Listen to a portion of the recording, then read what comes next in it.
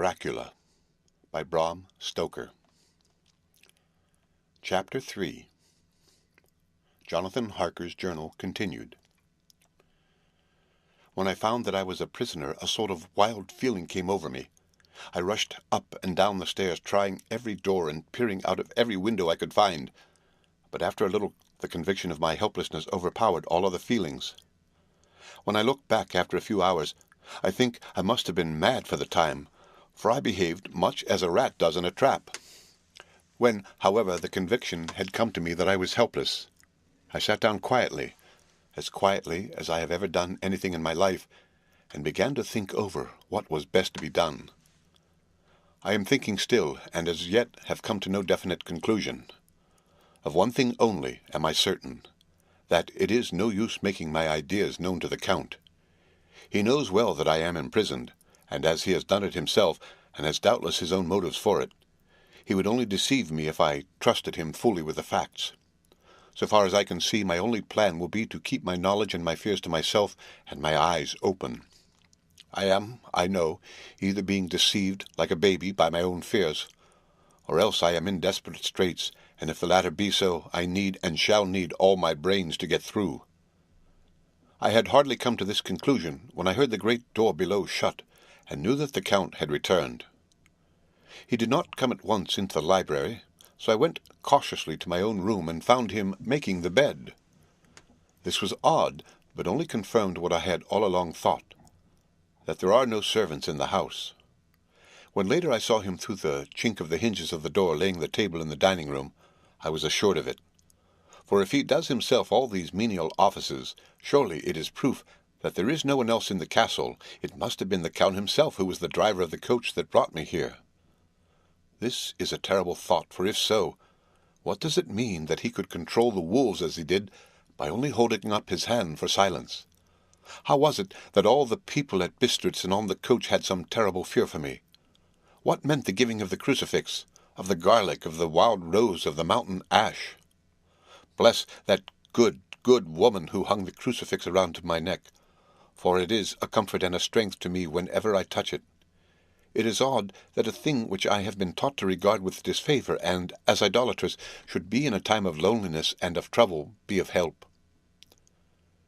Is it that there is something in the essence of the thing itself, or that it is a medium, a tangible help in conveying memories of sympathy and comfort? Some time, if it may be, I must examine this matter and try to make up my mind about it. In the meantime, I must find out all I can about Count Dracula, as it may help me to understand. Tonight he may talk of himself if I turn the conversation that way. I must be very careful, however, not to awake his suspicion. Midnight. I have had a long talk with the Count. I asked him a few questions on Transylvania history, and he warmed up to the subject wonderfully. In his speaking of things and people, and especially of battles, he spoke as if he had been present at them all. This he afterwards explained by saying that to a boyar the pride of his house and name is his own pride, that their glory is his glory, that their fate is his fate. Whenever he spoke of his house, he always said we, and spoke almost in the plural, like a king speaking. I wish I could put down all he said exactly as he said it, for to me it was most fascinating. It seemed to have in it a whole history of the country. He grew excited as he spoke, and walked about the room pulling his great white moustache, and grasping anything on which he laid his hands as though he would crush it by main strength. One thing he said, which I shall put down as nearly as I can, for it tells in its way the story of his race. We Jekels have a right to be proud, for in our veins flows the blood of many brave races who fought as the lion fights for lordship. Here, in the whirlpool of European races, the Ogric tribe bore down from Iceland the fighting spirit which Thor and Woden gave them, which their berserkers displayed to such fell intent on the seaboards of Europe, aye, and of Asia, and Africa too, to the people's thought that the werewolves themselves had come. Here too, when they came, they found the Huns, whose warlike fury had swept the earth like a living flame, till the dying peoples held that in their veins ran the blood of those old witches who, expelled from Scythia, had mated with the devils in the desert. Fools! Fools! What devil or what witch was ever so great as Attila, whose blood is in these veins? He held up his arms. Is it a wonder that we were a conquering race, that we were proud, that when the Magyar, the Lombard, the Avar, the Bulgar, or the Turk poured his thousands on our frontiers, we drove them back? Is it strange that when our Pard and his legions swept through the Hungarian fatherland, he found us here when he reached the frontier, that the Hon Funglalas was completed there, and when the Hungarian flood swept eastward, the Zeklers were claimed as kindred by the victorious Magyars, and to us for centuries was trusted the guarding of the frontier of Turkey land. Aye, and more than that, endless duty of the frontier guard, for as the Turks say, water sleeps, and the enemy is sleepless. Who more gladly than we throughout the four nations received the bloody sword, or had its warlike call flocked quicker to the standard of the king? When was redeemed that great shame of my nation, the shame of Kosovo, when the flags of the Wallach and the Magyar went down beneath the crescent? Who was it but one of my own race who has vowed to cross the Danube and beat the Turk on his own ground? This was a Dracula indeed. Woe was it that his own unworthy brother, when he had fallen, sold his people to the Turk, and brought the shame of slavery on them. Was it not this Dracula indeed who inspired that other of his race who in a later age again and again brought his forces over the great river into Turkeyland, who, when he was beaten back, came again and again, though he had to come alone from the bloody field where his troops were being slaughtered, since he knew that he alone could ultimately triumph? They said that he thought only of himself. Pah! What good are peasants without a leader? Where ends the war without a brain and heart to conduct it? Again, when after the Battle of Mohacs we threw off the Hungarian yoke, we of the Dracula blood were amongst their leaders, for our spirit would not brook that we were not free.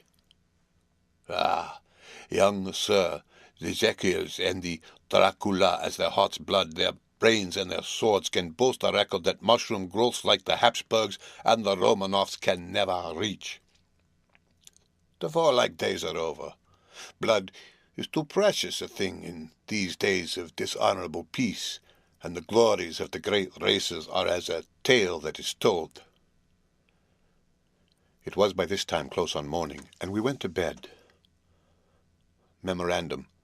This diary seems horribly like the beginning of the Arabian Nights, for everything has to break off at cockcrow, or like the ghost of Hamlet's father. 12 May.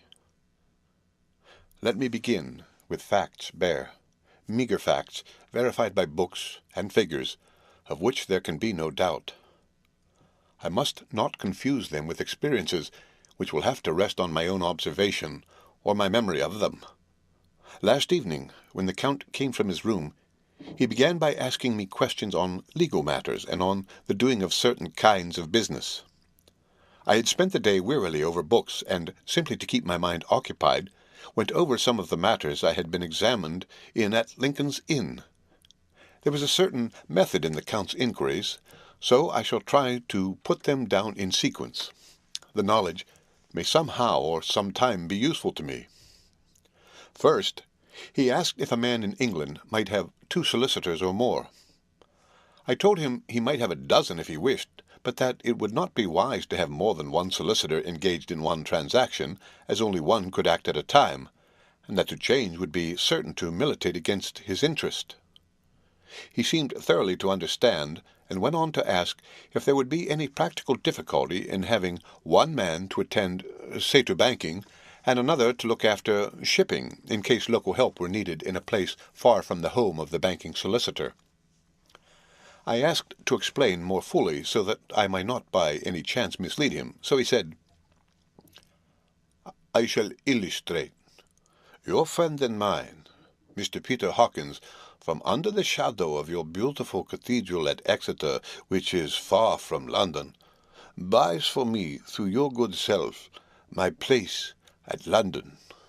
Good. Now, here let me say that, frankly, lest you should think it strange that I have sought the services of one so far off from London instead of some one resident there, that my motive was that no local interest might be served save my wish only, and as one of London residents might, perhaps, have some purpose of himself or friend to serve, I went thus afield to seek my agent, whose labours should be only to my interest. Now suppose I, who have much of affairs, wish to ship goods, say to Newcastle or Durham or Harwich or Dover, might it not be that it could with more ease be done by consigning to one in these ports?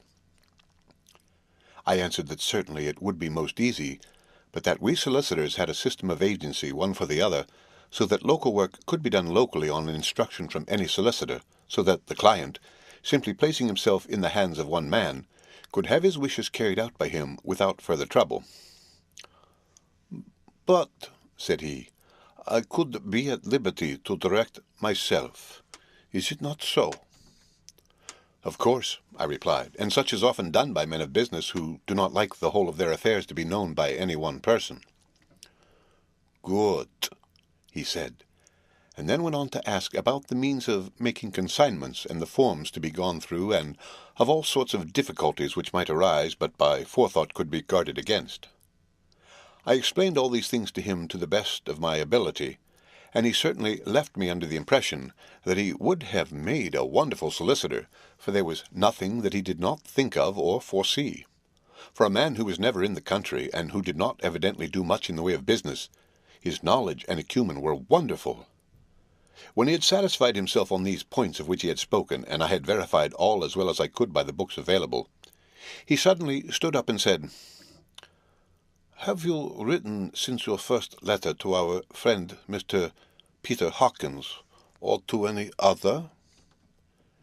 It was with some bitterness in my heart that I answered that I had not, that as yet I had not seen any opportunity of sending letters to anybody. Then write now, my young friend, he said, laying a heavy hand on my shoulder. Write to our friend and to any other, and say, if it will please you, that you shall stay with me until a month from now. Do you wish me to stay so long? I asked, for my heart grew cold at the thought. I desire it much. Nay, I will take no refusal. When your master, employer, what you will, engaged that someone should come on his behalf, it was understood that my needs only were to be consulted. I have not stinted, is it not so? What could I do but bow acceptance?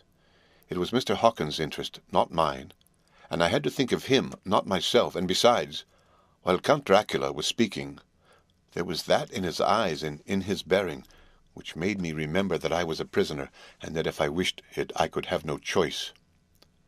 The Count saw his victory in my bow, and his mastery in the trouble of my face, for he began at once to use them, but in his own smooth, resistless way.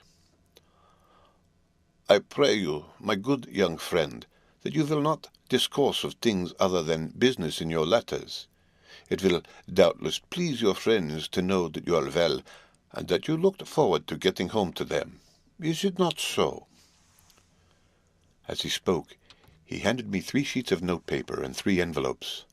They were all of the thinnest foreign post, and looking at them, then at him, and noticing his quiet smile with the sharp canine teeth lying over the red underlip, I understood as well as if he had spoken that I should be more careful what I wrote, for he would be able to read it.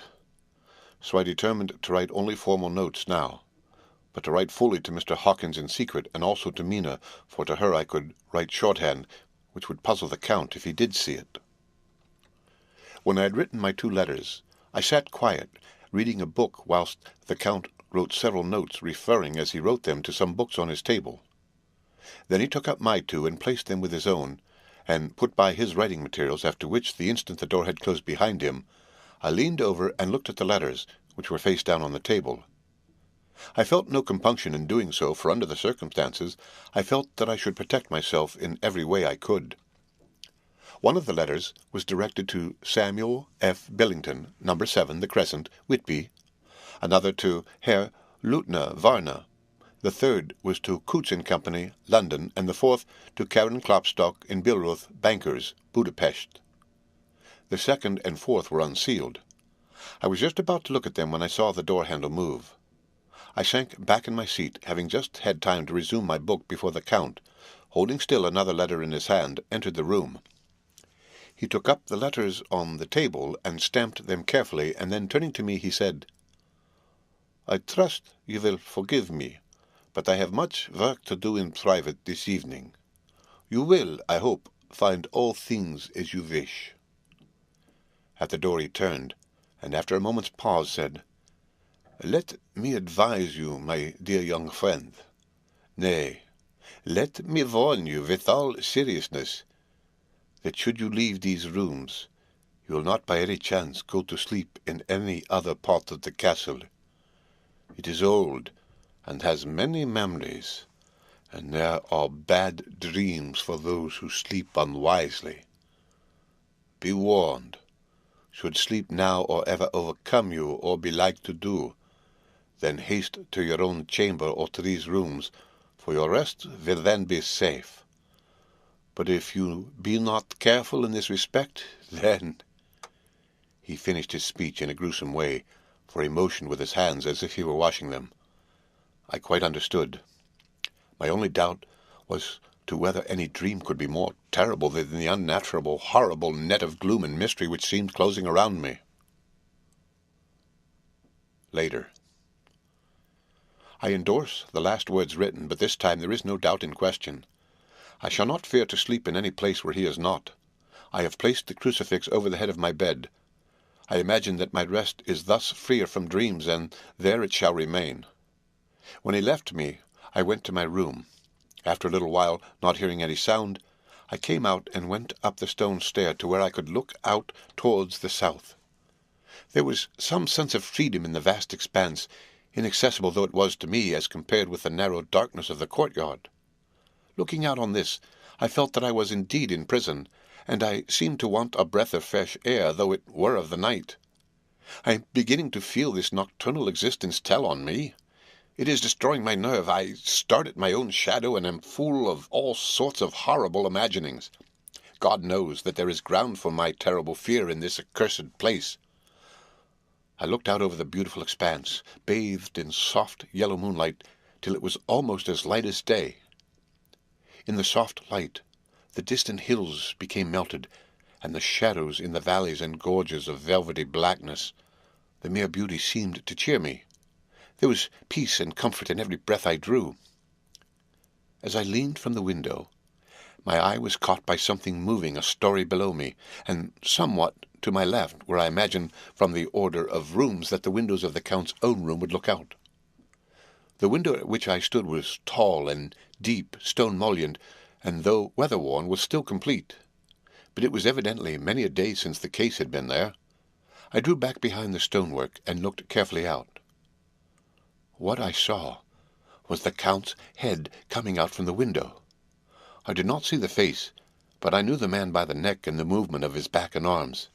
In any case, I could not mistake the hands which I had had so many opportunities of studying. I was at first interested and somewhat amused, for it is wonderful how small a matter will interest and amuse a man when he is a prisoner.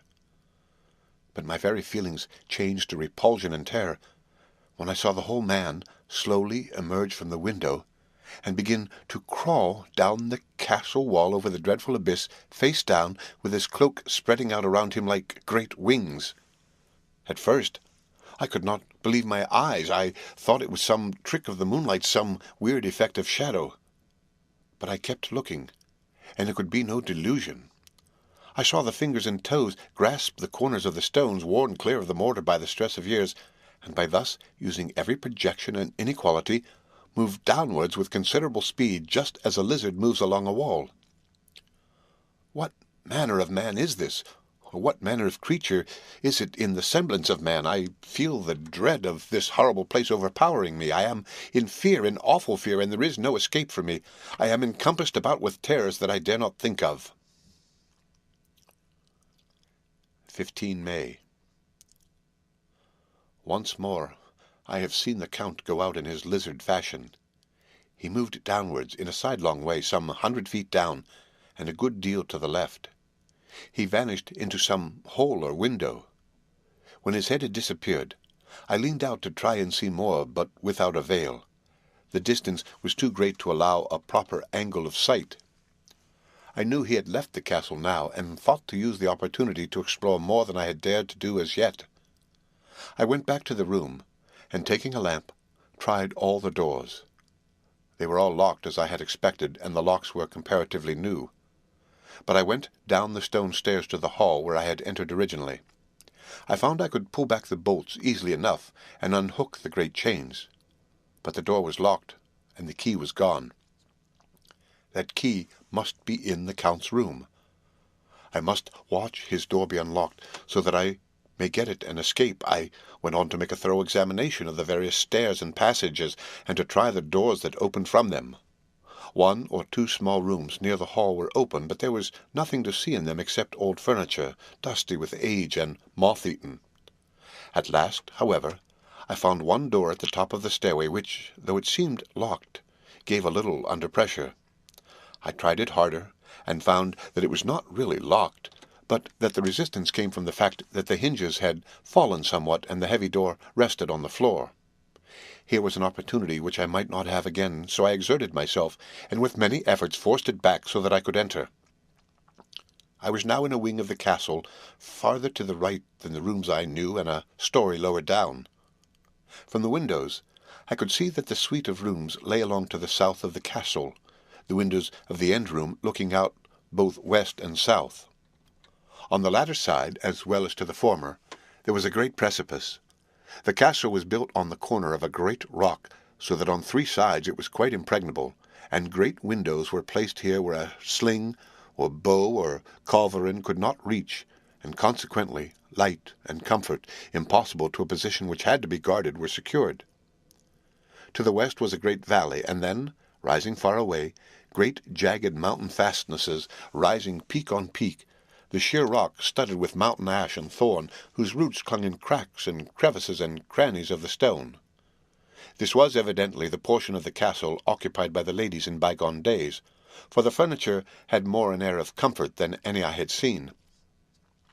The windows were curtainless, and the yellow moonlight flooding in through the diamond panes enabled one to see even colours, whilst it softened the wealth of dust which lay over all, and disguised in some measure the ravages of time and moth.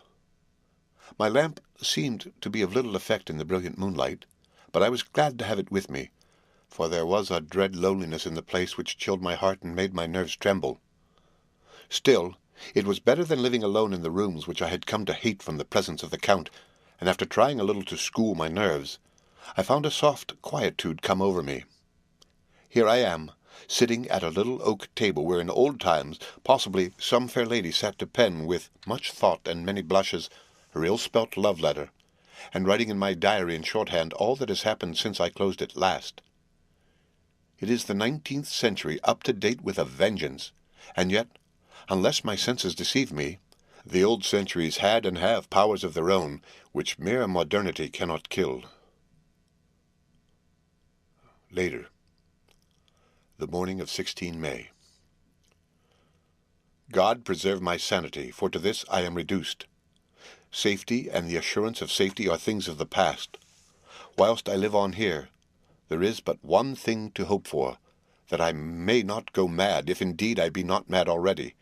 If I be sane, then surely it is maddening to think that of all the foul things that lurk in this hateful place, the Count is the least dreadful to me, that to him alone I can look for safety, even though this be only whilst I can serve his purpose. Great God! Merciful God, let me be calm, for out of that way lies madness indeed. I begin to get new lights on certain things which have puzzled me. Up to now, I never quite knew what Shakespeare meant when he made Hamlet say, "My tablets, quick, my tablets, 'tis meet that I put it down." etc. For now, feeling as though my own brain were unhinged, or as if the shock had come which must end in its undoing, I turned to my diary for repose. The habit of entering accurately must help to soothe me. The Count's mysterious warning frightened me at the time. It frightens me more not when I think of it, for in the future he has had a fearful hold upon me. I shall fear to doubt what he may say. When I had written in my diary and had fortunately placed the book and pen in my pocket, I felt sleepy. The Count's warning came into my mind, but I took pleasure in disobeying it. The sense of sleep was upon me, and with it the obstinacy which sleep brings as outrider. The soft moonlight soothed, and the wide expanse without gave a sense of freedom which refreshed me. I determined not to return tonight to the gloom-haunted rooms, but to sleep here, where, of old, ladies had sat and sung and lived sweet lives, whilst their gentle breasts were sad for the menfolk away in the midst of remorseless wars.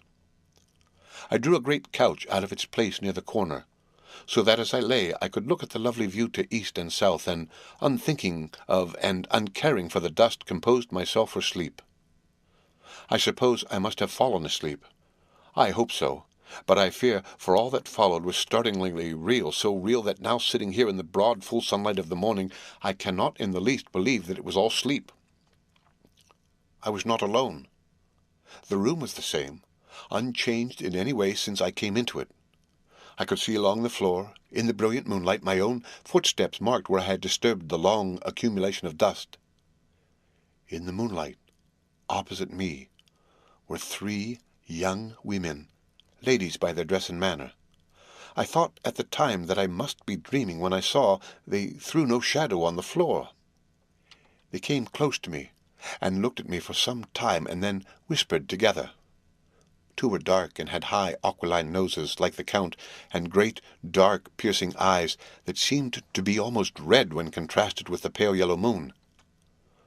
The other was fair as can be, with great masses of golden hair and eyes like pale sapphires. I seemed somehow to know her face, and to know it in connection with some dreamy fear, but I could not recollect at the moment how or where. All 3 had brilliant white teeth that shone like pearls against the ruby of their voluptuous lips. There was something about them that made me uneasy, some longing, and at the same time some deadly fear. I felt in my heart a wicked, burning desire that they would kiss me with those red lips. It is not good to note this down, lest some day it should meet Mina's eyes and cause her pain, but it is the truth. They whispered together, and then they all 3 laughed, such a silvery, musical laugh, but as hard as though the sound never could have come through the softness of human lips. It was like the intolerable tingling sweetness of water-glasses when played on by a cunning hand. The fair girl shook her head coquettishly, and the other 2 urged her on. One said, "Go on. You are first, and we shall follow. Yours is the right to begin." The other added, "He is young and strong. There are kisses for us all." I lay quiet, looking out from under my eyelashes in an agony of delightful anticipation. The fair girl advanced and bent over me till I could feel the movement of her breath upon me. Sweet it was in one sense, honey-sweet, and sent the same tingling through the nerves as her voice, but with a bitter underlying, the sweet, bitter offensiveness as one smells in blood. I was afraid to raise my eyelids, but looked out, and saw perfectly under the lashes. The girl went on her knees and bent over me, simply gloating. There was a deliberate voluptuousness which was both thrilling and repulsive, and as she arched her neck, she actually licked her lips like an animal, till I could see in the moonlight the moisture shining on the scarlet lips and on the red tongue as it lapped the white, sharp teeth. Lower and lower went her head, as the lips went below the range of my mouth and chin, and seemed to fasten on my throat. Then she paused, and I could hear the churning sound of her tongue as it clicked her teeth and lips, and I could feel the hot breath on my neck. Then the skin of my throat began to tingle as one's flesh does when the hand that is to tickle it approaches nearer, nearer. I could feel the soft, shivering touch of the lips on the supersensitive skin of my throat, and the hard dents of 2 sharp teeth just touching and pausing there. I closed my eyes in languorous ecstasy and waited with beating heart. But at that instant, another sensation swept through me as quick as lightning.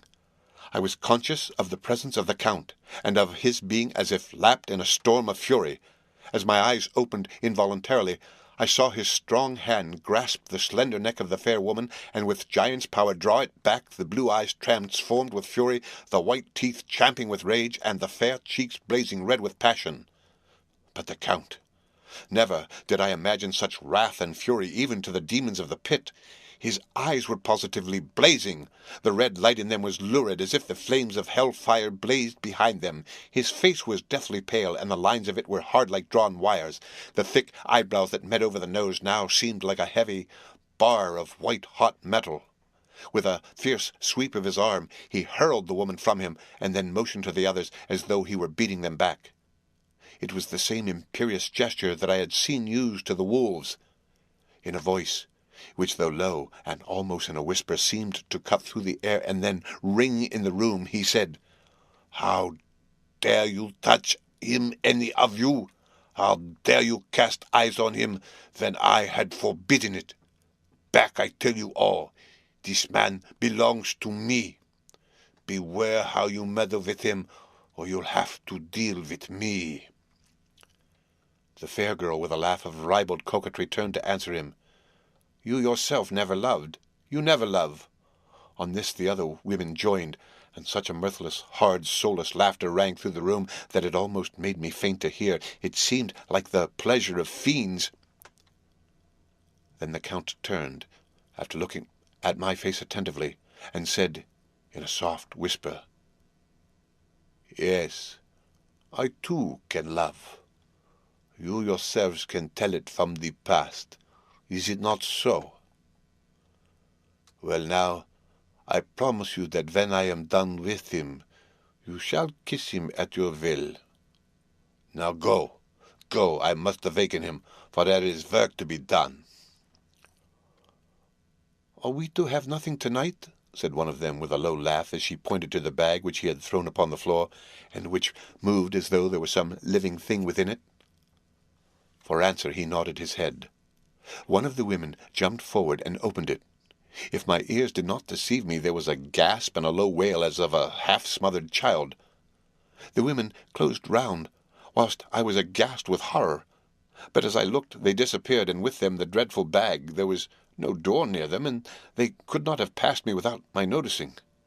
They simply seemed to fade into the rays of the moonlight and pass out through the window, for I could see outside the dim, shadowy forms for a moment before they entirely faded away. Then the horror overcame me, and I sank down, unconscious. The end of Chapter 3.